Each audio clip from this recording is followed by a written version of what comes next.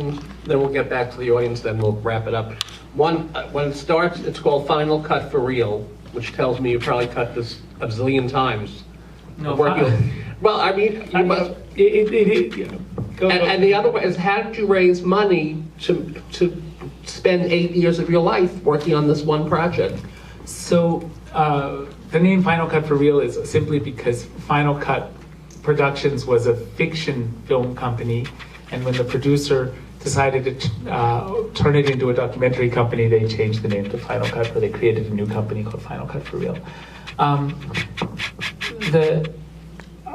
Because I got a PhD during the very early stages of this work, I was able to raise a grant from the Arts and Humanities Research Council in the United Kingdom for a 4.5-year research project. Wow. Which gave me a salary, gave me research assistance, gave us a limited shooting budget, and that covered the core of the shooting. That's great. That's great. Who else has a question? The gentleman in red. Yeah, you mentioned a word, and I've been sitting here for the last half hour thinking about the same word, ritual. There was an article that you might want to read if you haven't in last week's Economist. It was called "Who is a Jew?" And essentially, it breaks down the very many ways in which they segregated various camps or tribes or subsets of tribal sorts of activities. And it's what I found very interesting in your film is I kept thinking about, what are the rituals that they practice? I know fear and intimidation, of course, but I mean there are more rituals, because as I recall, isn't Indonesia largely a Muslim country? Don't they have most of the Muslim traditions and etc.? So somewhere in the society they have to integrate the ritual with the religion in order to make it palatable enough that they can live with that particular mindset. And this idea of societies, taking maybe a satellite view instead of a helicopter view of this whole thing, you made me think about that all the way through the last half of that film, and I thought it was a tremendous amount of impact that I'll carry for a long time, just thinking and looking at other situations through this lens. So I appreciated that. First of all, I think it's good work, but I'm really interested in what you saw in the society. What rituals did you see that allowed them to knit this into the Muslim religion, for instance? I didn't hear the word infidel. These were their own. I heard the word communist, which was the unfree. But did you? Yeah, I hear what you're shorten that somehow. Yeah, with the question ritual? was, how is this sort of justified and talked about and turned into a ritual, was the word you used, or what rituals were the rituals of language as well, so that this kind of behavior, the killing, could be integrated with the religious perspectives of ordinary Indonesians who, as you rightly say, are predominantly Muslim. And it was interesting because as you were asking that question, I will answer it, but as you were asking it, I was thinking about something that is is often overlooked because the historical content of the film, the fact of the killings is so dramatic and shocking, and many of us won't have remembered them or heard of them before. I think what you said reminded me the extent to which this is really not a film, not a narrative of what happened in 1965. It is a film about today, about the society today, about how the trauma, how the unacknowledged horror of what happened is kept alive today by the perpetrators to keep people afraid, and how it lives in the society. Often people tell me, maybe partly because of the title, they say, "Oh, I'm afraid to see this film because I hear people get cut up and they are cut to bits, and there's children who are victims playing in reenactments and being tormented." And I often have to say, no, actually, there's very little graphic violence in this film. And there's apart from this neighbor of Anwar, who gruelingly decides to open up and tell his story, there's no victims in the reenactments. There's no children being hurt, there's no villages being burned down. people, and then people feel the confidence, say, okay, I can go see that. But the violence in the film is symbolic violence, I think. It's the violence done every day to the social weave that bind us together in moments of normality. The violence that's done to that weave through threats. And maybe I'm not making myself very clear, but I guess to answer your question about ritual, I think that after the killings took place, my experience is that the killers from all walks of life, from the very first one I met in this plantation village, up to the very top of the chain of command, the highest army generals that I was able to film, and there were a number of them, although they're not in the act of killing. These were not religious people who were doing the killing. They were not all religions, including certainly the Indonesian forms of Islam, teach you that killing is bad.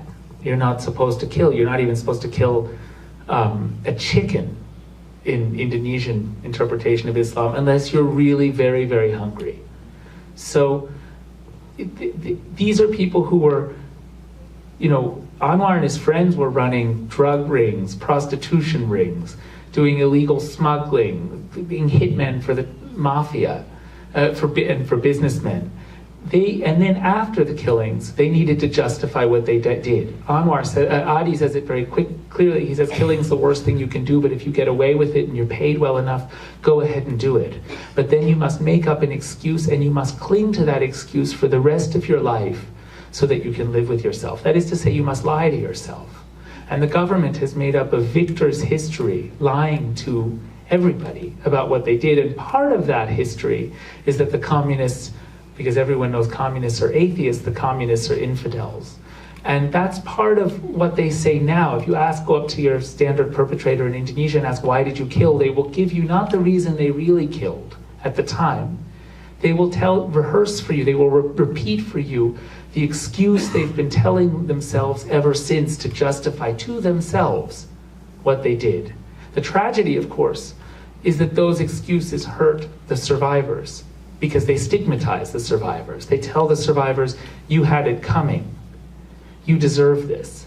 So as the perpetrators desperately try to convince themselves that what they did was right, and they maintain those lies, it leads inevitably to a downward spiral into further evil and corruption, and culminates in a total moral vacuum, where you blame the survivors for what happened to them, because they had it coming. You dehumanize them, because it's easier for the perpetrators who have to think that they killed people who aren't fully human. And the perpetrators, even to maintain those lies, will kill again. Because if the army says, now kill this group of people for the same reason as you killed the first group, if the perpetrators refuse the second time, it's equivalent to admitting it was wrong the first time. Just will conclude with saying, in view of that terrorized silence in which the survivors live, I'm actually coming out with another film this year, a film about a family of survivors, in many ways the film I set out to make at the beginning, about a family of survivors who find out who killed their son through the footage, through my filming with the first 40 perpetrators I met before I met Anwar. And the youngest brother in this family decides that he's not content to live in this terrorized silence, and goes and confronts all of the men involved with killing his brother. And the killers are forced to confront the fact that they've killed human beings for the first time, because the men come and say, because a man comes to them in dignity and patience and says, you've killed my brother. And the killers react with threats, with anger, with fear, and their children react sometimes with threats and anger and fear, but also at other times with dignity and grace. The film, I hope, will be a poem about this silence born of fear and the necessity, but also the trauma of breaking it. It'll come out later this year. I don't quite know why I ended on that note. What's the title? What's the title of the film? The Look of Silence. Okay, we have to wrap it up. I was going to ask you what your next project is. Do you have another one past the one that's coming out? I have many ideas. I'm developing them, but they're all still in here. And One more question. Was Anwar really the only one who reacted that way? Oh yeah, you asked me that earlier. I'm sorry, I didn't. was answer. Anwar the only one that acted that regretful at the end, or thought about what he did? Yeah, and to answer that question, I'll actually back up slightly and just say Anwar was the only one who reached that point. Herman became utterly disenchanted with Panchasila Youth as a result of making the film. He left the organization, and he's one of the only people who has the courage in the city of Medan, where we filmed it, and Panchasila Youth is so strong, to hold public screenings of the film. Herman's the fat guy in drag. But the reason I think Anwar's the only one who reached this point is because this was Anwar's process. The reason I said I was moving from perpetrator to perpetrator to perpetrator, and then I lingered on Anwar, I think what led me to focus on Anwar was a decision I made to show him the footage of himself on the roof at the beginning. I thought, let me show him that and see if he can recognize the meaning of what we've done there, of what he's done there in the mirror of the footage. And I think he looks very disturbed when he watches it. I think some of you will have wondered, is he going to get angry? Is he going to quit? Is he going to say something? But he doesn't dare say that, because to say this makes me look bad, or what I've done is bad, or would be to admit what he did was wrong. And he's never been forced, unlike an aging Nazi, he's never been forced to admit it was wrong. And so instead he lies to me and lies to himself and says what's wrong is his clothes, his acting, and his hair color. And so began a process of years of embellishment, all of which, if you think about what I just told you, was fueled in large part, yes, by his vanity, but also by his conscience, because the method was always the same. We would shoot one scene, he would watch it, respond, propose the next scene, and we'd shoot it. And he'd watch it and respond and propose the next scene, and we'd shoot it. And each time he would propose an ever more grotesque embellishment, which I would oblige him in filming, because I understood that each embellishment was an even more powerful metaphor for their impunity, for the rottenness of this whole regime. And that, of course, is what the survivors and the human rights community had entrusted me with exposing. And so we would film, and what's fueling him, the process the whole time for him, is his conscience. And so maybe it's not so surprising in hindsight that these fictional reenactments became a kind of cinematic prism through which he recognizes ultimately the true meaning of what he's done.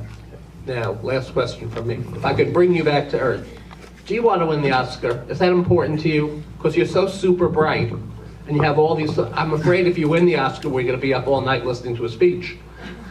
You have to write a short speech. If I win the Oscar, I'll keep it short. Okay. You won't bring on more.